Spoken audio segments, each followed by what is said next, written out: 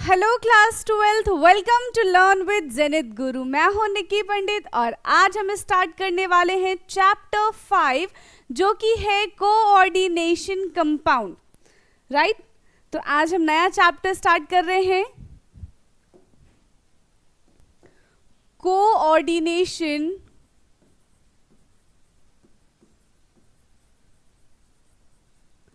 Compound.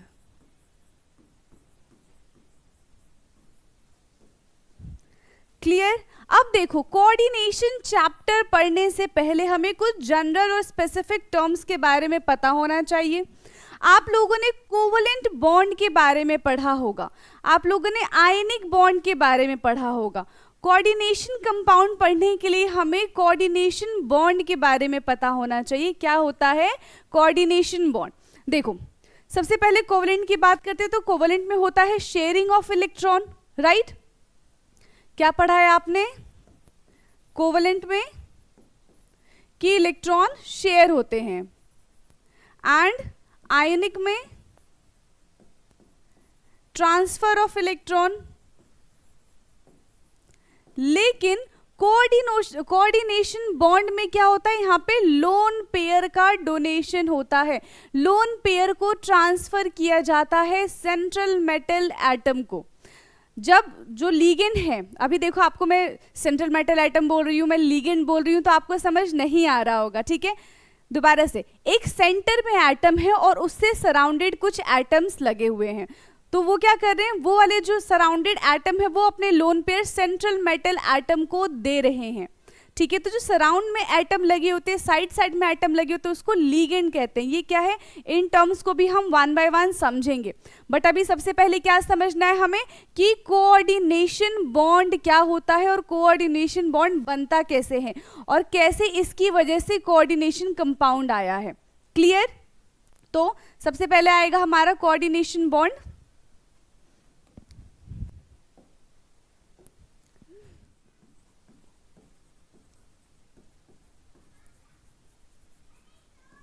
Bond क्या होता है? Coordination bond. तो coordination bond is observed, coordination bond is observed in a compound. Coordination bond is observed in a compound when an atom have,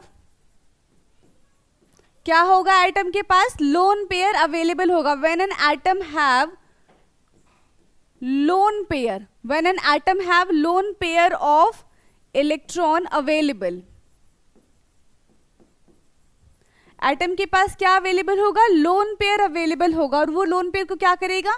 transfer करेगा। Then when an atom have a lone pair of electron available, then it's donate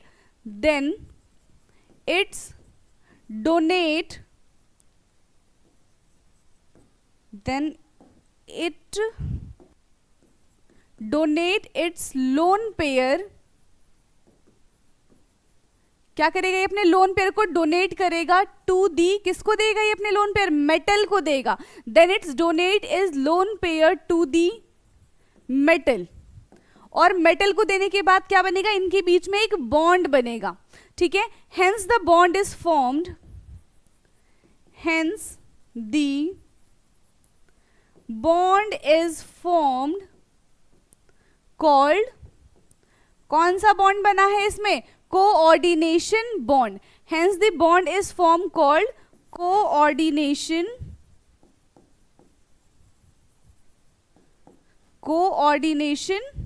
bond.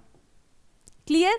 जब एक atom जिसके पास lone pair present है वो अपने lone pair metal को donate करेगा, क्योंकि आप सबको पता है कि मेटल के पास क्या होता है? इलेक्ट्रॉन की कमी होती है। मेटल इलेक्ट्रोपॉजिटिव होता है, वो ऑलरेडी अपना इलेक्ट्रॉन डोनेट कर चुका होता है, तभी वो मेटल कहलाता है ना।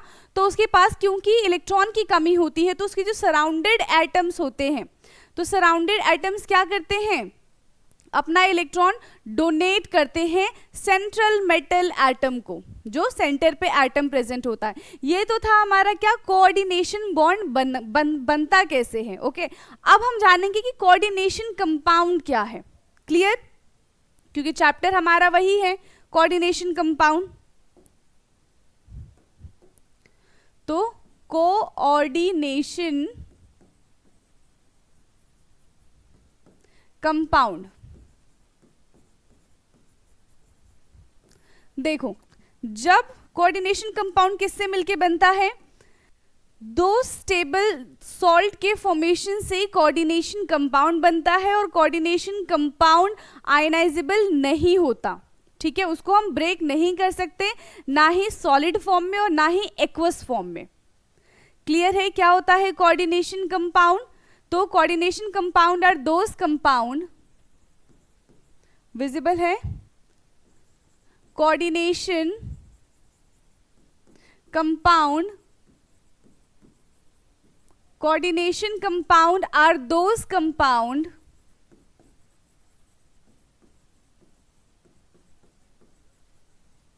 किससे जो मिलके बने होंगे, that are formed from, that are formed from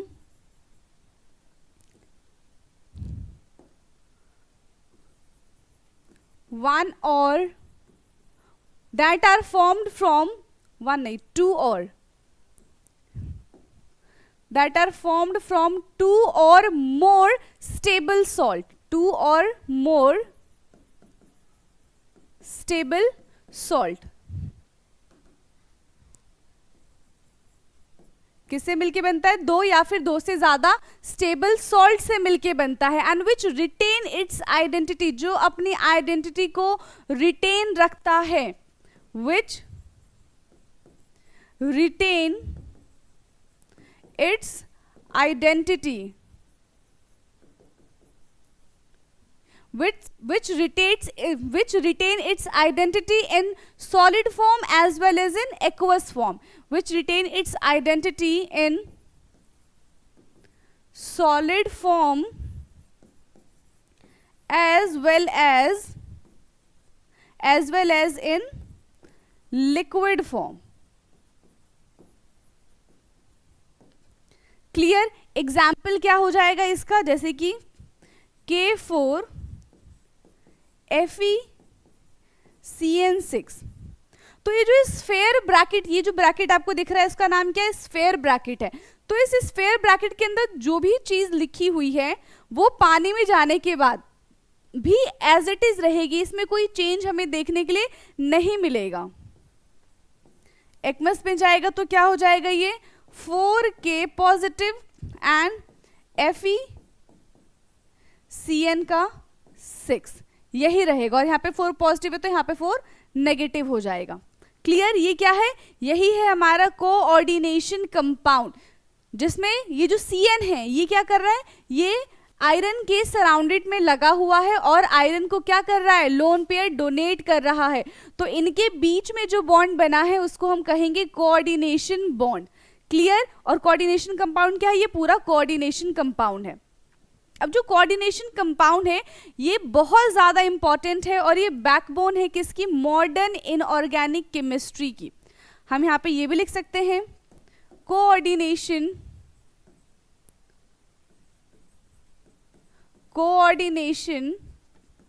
compound is backbone of modern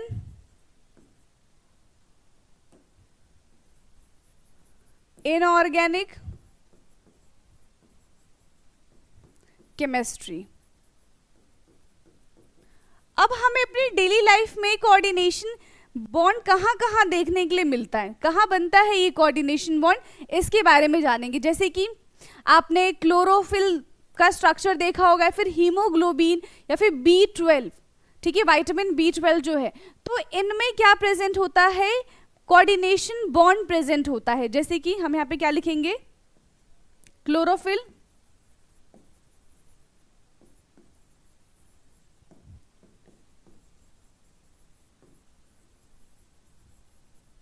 chlorophyll, haemoglobin and vitamin,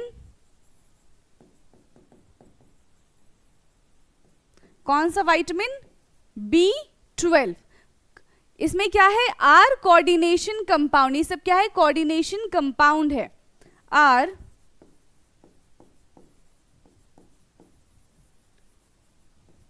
coordination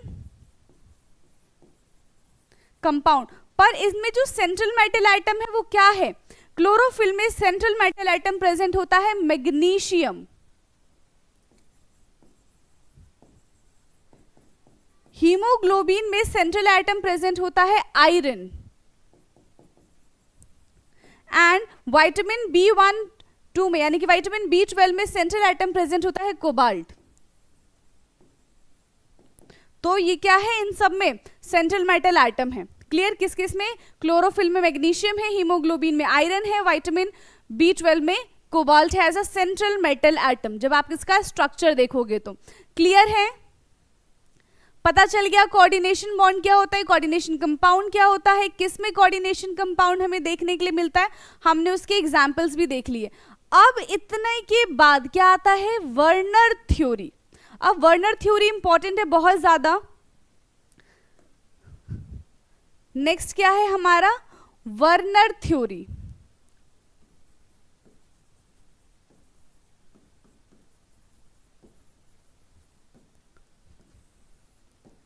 Werner theory किसने दिया था? साइंटिस्ट का क्या नाम था? Alfred Werner. ठीक है, एल्फ्रेड वर्नर। इनकी थ्योरी थी जो कि बेस्ड थी किस किस पे? COCl2 and NH3।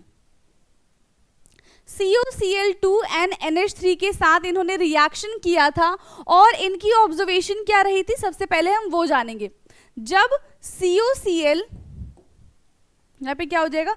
जब COCl3, ठीक है, जब यहाँ पे COCl3 क्लियर है, जब COCl3 का रिएक्शन हमने 6 मोल्स ऑफ NH3 के साथ कराया तो हमें इसका कलर वॉयलेट देखने के लिए मिला। क्लियर? अब वही COCl क्या हो जाएगा? ये 3 के साथ 5 मोल्स ऑफ NH3 आ गया। अब पहले 6 था, अब 5 आ गया, तो इसका कलर कैसा हो गया? पर्पल हो गया। ठीक है, फिर एक और COCl3 के साथ, अब 5 था, अब क्या हो जाएगा? 4 NH3 हुआ, तो इसके कलर में क्या चेंज देखने के लिए मिला? ये ग्रीन कलर का हो गया। पहले वॉयलेट, पर्पल, फिर ग्रीन। वॉयलेट नहीं, सॉरी, पहले येलो था, लास्ट वाला वॉयलेट होगा, येलो।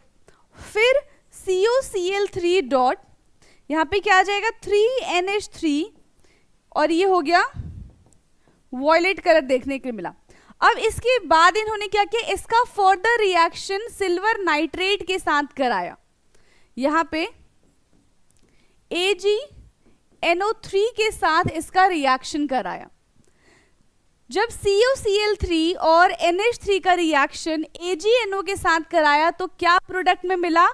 3 moles of Ag। यहां पे क्या प्रोडक्ट में मिला? 3 मोल्स ऑफ AgCl। इसका क्या मतलब है कि यहां से ये 3AgNO3 लिया होगा तो यहां से 3Ag निकल गया और यहां पे 3Cl था तो हमें मिल गया 3 मोल्स ऑफ AgCl। लेकिन जब दूसरी बार रिएक्शन कराया AgNO3 के साथ तो यहां पे 3 मोल्स ऑफ AgCl ना मिलके 2 मोल्स ऑफ AgCl मिला। क्या मिला यहां पे? 2 मोल्स ऑफ AgCl। अब 2 मोल्स ऑफ AgCl क्यों मिला? यहां पे तो अभी भी 3 ही क्लोरीन है, ठीक है, तो यहां पे 2 मोल्स ऑफ AgCl कैसे मिला? क्लियर?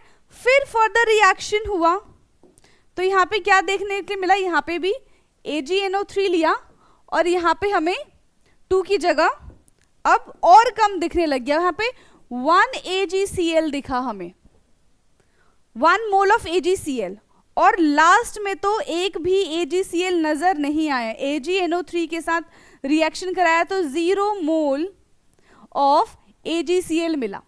अब इसके पीछे की क्या थ्योरी, देखो सब में यहाँ पे भी 3 क्लोरीन है, यहाँ पे भी 3 क्लोरीन, सब में 3 क्लोरीन है, ठीक है, और AgNO3 के साथ रिएक्शन करा रहे। अब AgNO3 कितना भी ले लो, अगर ये क्लोरीन रिएक्ट नहीं करेगा तो AgCl बन पाएगा क्या? नहीं बनेगा। तो यहाँ पे क्या ऑब्जर्वेशन रही होगी, इसको अगर हम इसके हिसाब से कर दें, यहाँ पे 2, यहाँ पे 1 और यहाँ पे कितना है, सिर्फ AgNO3। तो देखो इसके पीछे क्या रीजन है कि यहाँ पे 3 क्लोरीन होने के बाद भी वहां पे हमें प्रॉपर 3 मोल्स ऑफ AgCl नहीं मिल रहा है। तो इसके पीछे की थ्योरी जानने के लिए हमें पढ़ना पड़ेगा primary valencies and secondary valencies, उसके बाद हम इस पे आएंगे। क्लियर है? अभी वर्नर थ्योरी का जो एक्सपेरिमेंट था, जो उनका एक्सप्लेनेशन था वो ये था। अभी किस वजह से वो हमें रिजल्ट शो हो रहा है, इसके बारे में जानने के लिए हमें क्या करना पड़ेगा, इसको और अच्छे से देखना पड़ेगा। हमें प्राइमरी वैलेंसीज और सेकेंडरी वैलेंसीज के बारे में जानना पड़ेगा, उसके वर्नर्स के पोस्टुलेट्स के बारे में जानना पड़ेगा हमें। Clear?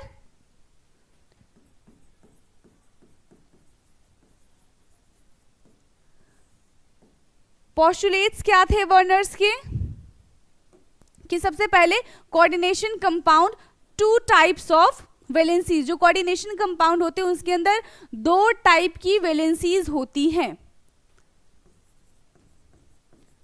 Coordination compound contain 2 type of valencies.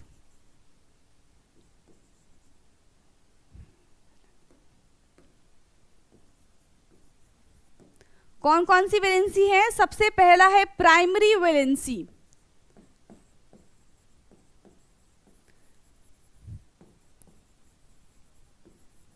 And second है secondary valency.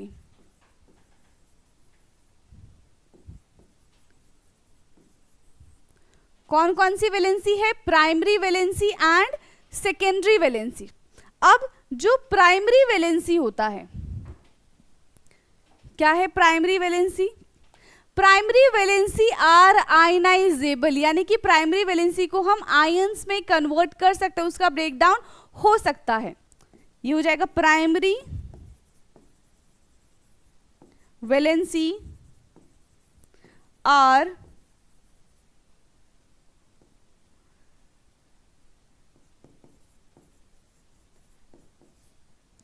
primary valencies are ionizable and can be satisfied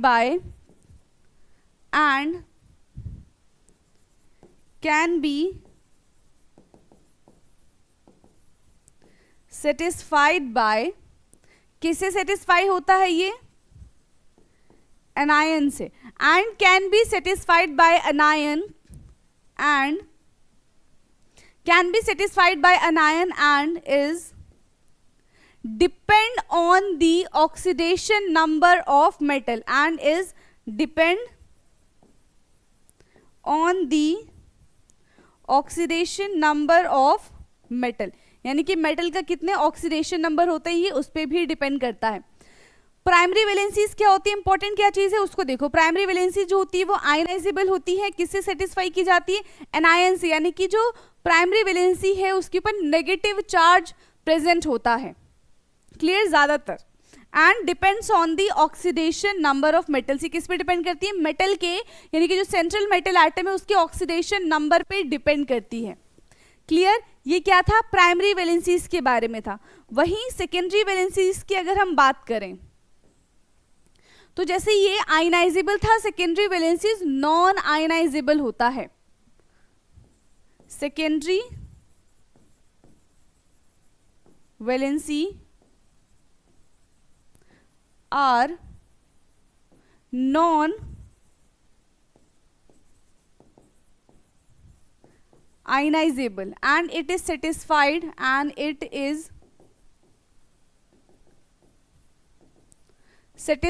by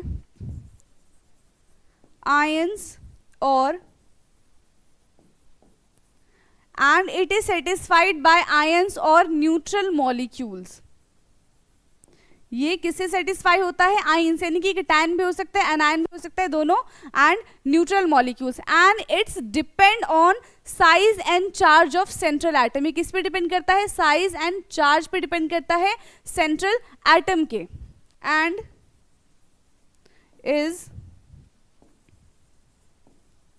depend on size and charge of central atom,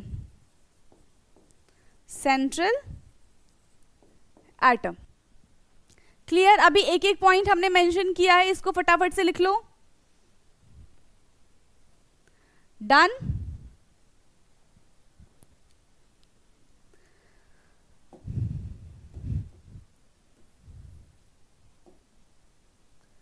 next point क्या है? जो प्राइमरी वैलेंसीज होती हैं उसकी कोई as such specific geometry, shape वगैरह नहीं होता, ठीक है? तो वो क्या होता है? नॉन डायरेक्शनल होता है। कौन? Primary valencies. तो primary valencies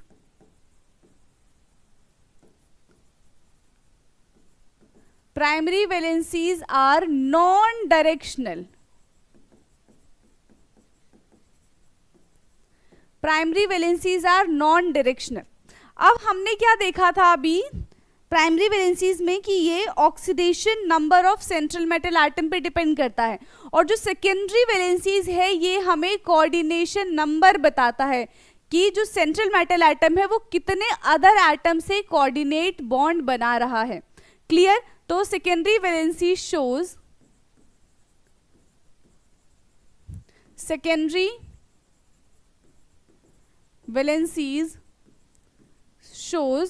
coordination number.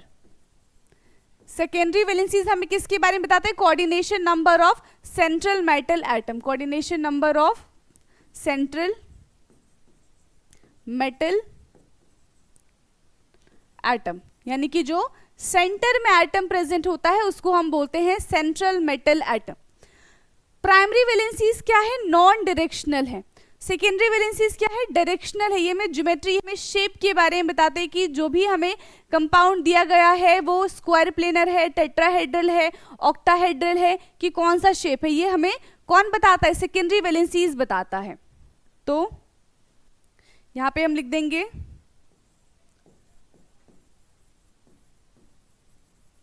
Secondary valencies.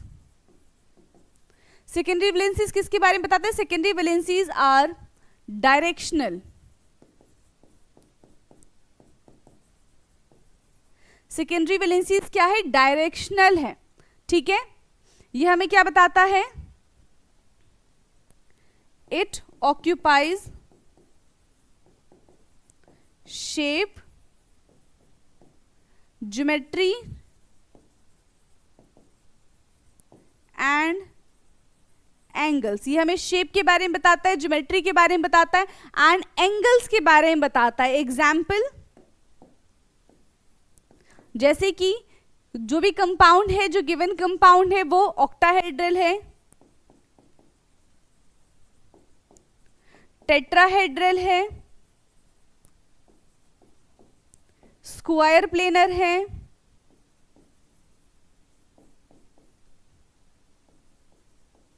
Etcetera. तो इन सब चीजों के बारे में हमें बताता है।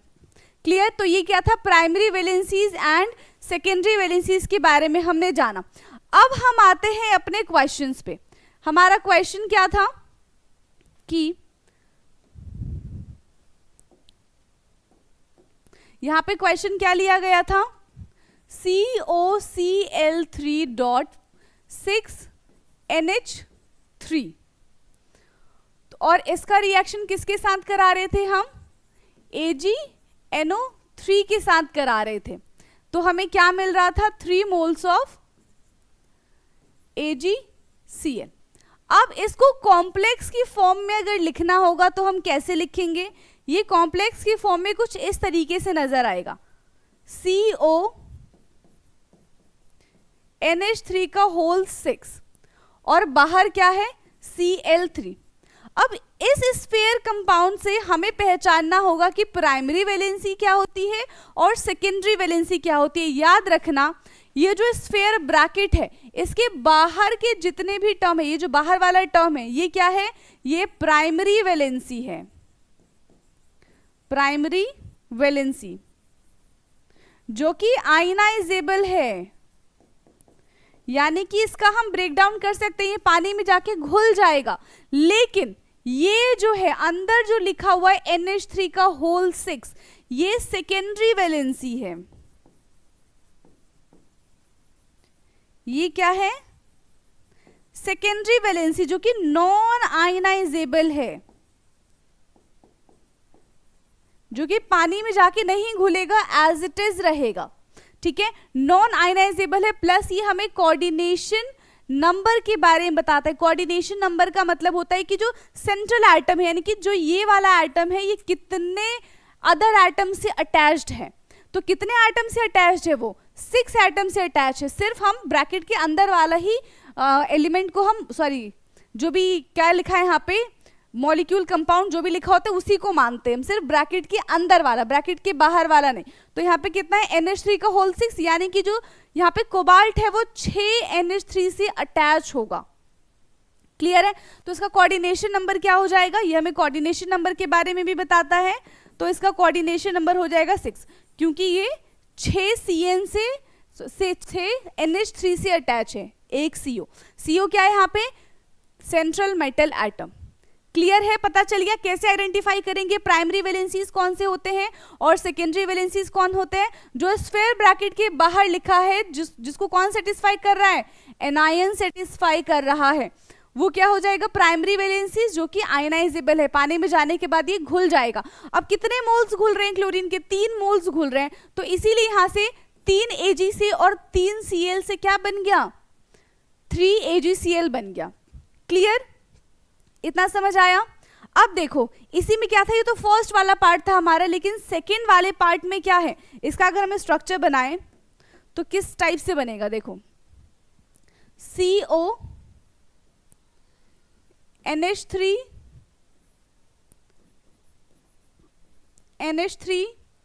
2 NH3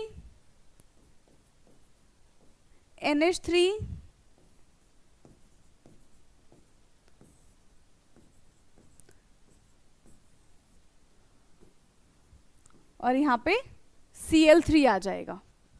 क्लियर है, तो इस तरीके से ये क्या कर रहे हैं, ये इस तरीके का एरो क्या शो कर रहा है, ये कोऑर्डिनेशन बॉन्ड शो कर रहा है कि जो नाइट्रोजन के पास ये जो लोन पेयर था इसने डोनेट कर दिया किसको, कोबाल्ट को दे दिया, और सारे सेम अपने इलेक्ट्रॉन ये जो लोन पेयर है ये सेंट्रल मेटल एटम को दे रहे हैं। क्लियर, तो इस तरीके से ये बनेगा। इतना क्लियर है, ओके। नेक्स्ट जो हमने देखा था कि जिसमें 2 मोल्स ऑफ AgCl निकल रहा था, वो कैसे हुआ। यहां पे था CuCl3.5 NH3, ये था CuCl3.5 NH3, और इसका हम AgNO3 के साथ रिएक्शन करा रहे हैं। तो अभी हमने देखा कि कोबाल्ट का कोऑर्डिनेशन नंबर कितना है, 6 है, तो हमें 6 कोऑर्डिनेशन नंबर मेंटेन रखना है। तो अगर CO के साथ 5 NH3 है, कोऑर्डिनेशन कितना है, 6 है, तो एक क्लोरीन इसके साथ आ जाएगा, अब 6 हो गया। ठीक है, और बाहर क्या है, Cl2। अब ये वाला तो नॉन आयनाइजेबल है, नॉन आयनाइजेबल है, बाहर कितने क्लोरीन प्रेजेंट है, सिर्फ 2 ही क्लोरीन प्रेजेंट है, 2 ही मोल क्लोरीन के बाहर प्रेजेंट है, तो वो ही रिएक्शन में पार्टिसिपेट करेंगे। अंदर वाले जो क्लोरीन है या फिर NH3 है, इन दोनों में से कोई भी रिएक्शन में पार्टिसिपेट नहीं करेगा। क्लियर है, तो इसीलिए जब AgNO3 के साथ इसका रिएक्शन हुआ तो यहां से 2 AgCl निकला, ना कि 3 AgCl। क्लियर, अब उसके बाद क्या था, 4 NH3 हो गया, तो अंदर हमें 2 क्लोरीन लेना पड़ेगा कोऑर्डिनेशन नंबर मेंटेन करने के लिए, तो बाहर 1 क्लोरीन बचेगा। अब सिर्फ बाहर 1 ही क्लोरीन बचा हुआ है, तो वही रिएक्ट करेगा, अंदर वाला क्लोरीन तो रिएक्ट करेगा नहीं, तो वहां से सिर्फ हमें 1 AgCl मिलेगा। फिर उसके बाद में क्या है कि यहाँ पे 3 NH3 है, अब 3 NH3 है, 3 क्लोरीन लेंगे तो बाहर क्या बचेगा, सेकेंडरी, प्राइमरी वैलेंसी हमें कुछ भी नहीं मिल रहा है, सारे के सारे सेकेंडरी वैलेंसीज है, तो इसीलिए जब प्राइमरी वैलेंसी कुछ होगा ही नहीं तो कुछ आयनाइज नहीं होगा, जब कुछ आयनाइज नहीं होगा तो हमें रिएक्शन भी नहीं मिलेगा। क्लियर है किस वजह से ये जो वर्नर्स ने अपना एक्सपेरिमेंट किया था और उनको ये अलग अलग AgCl के मोल्स देखने के लिए मिले थे, उसके पीछे का क्या रीजन है, उसके पीछे का रीजन है primary valencies and secondary valencies. जो प्राइमरी वैलेंसीज होंगी वही आयनाइजेबल होंगी, सेकेंडरी वैलेंसीज कभी भी आयनाइजेबल नहीं होती है, ना ही वो सॉलिड फॉर्म में आयनाइज होती है और ना ही वो एक्वस फॉर्म में आयनाइज होती है। क्लियर है इतना? क्लियर? ओके, अब देखो एक क्वेश्चन कर लेते हैं हम।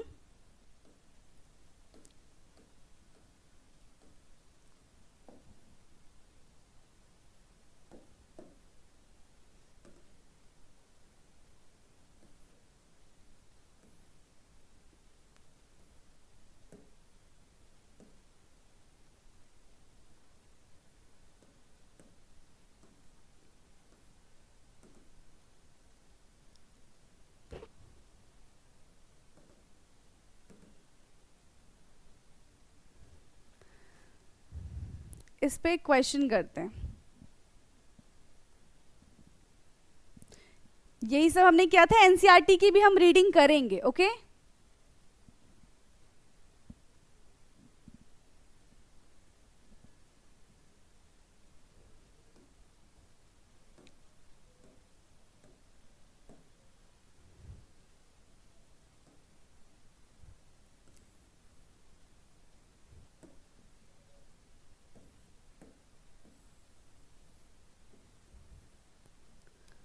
ये क्वेश्चन है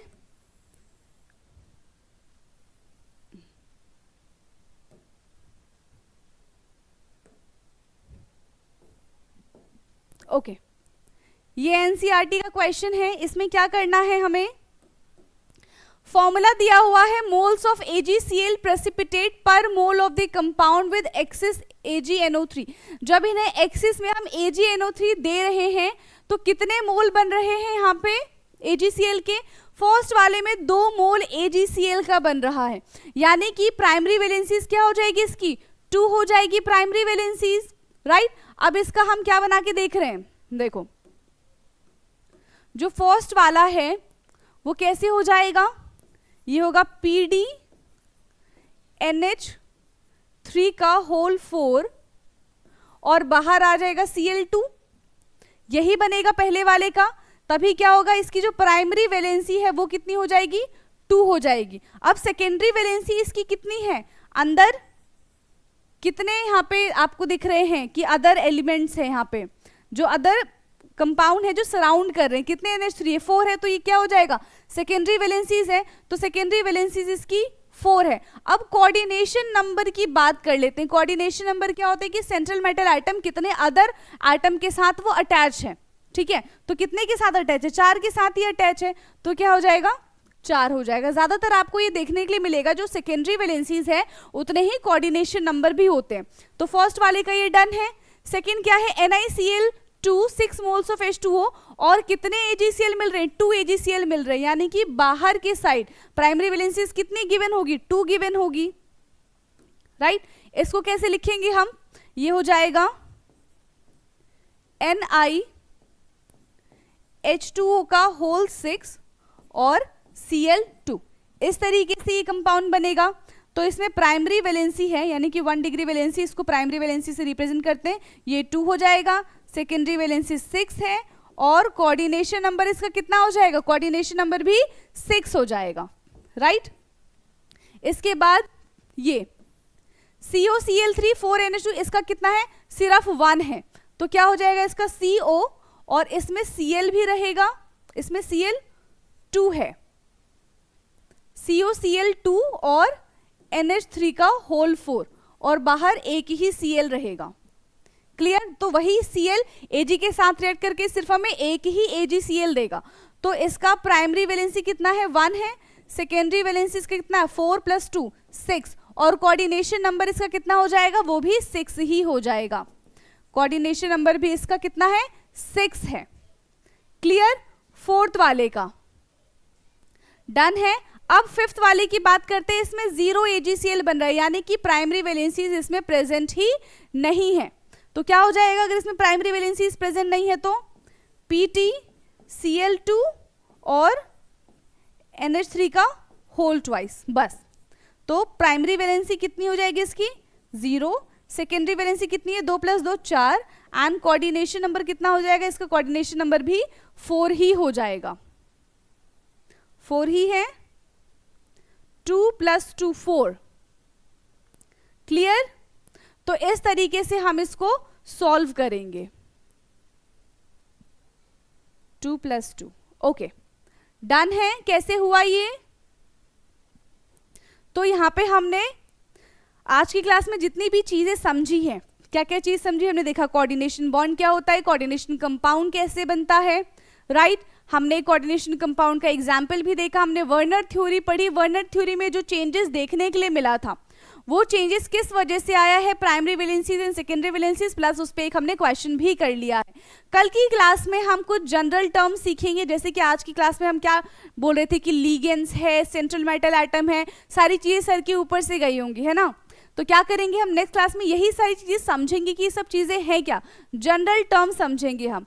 क्लियर है, तो आज की क्लास के लिए इतना ही, बाकी मिलेंगे हम नेक्स्ट क्लास में। Thank you so much.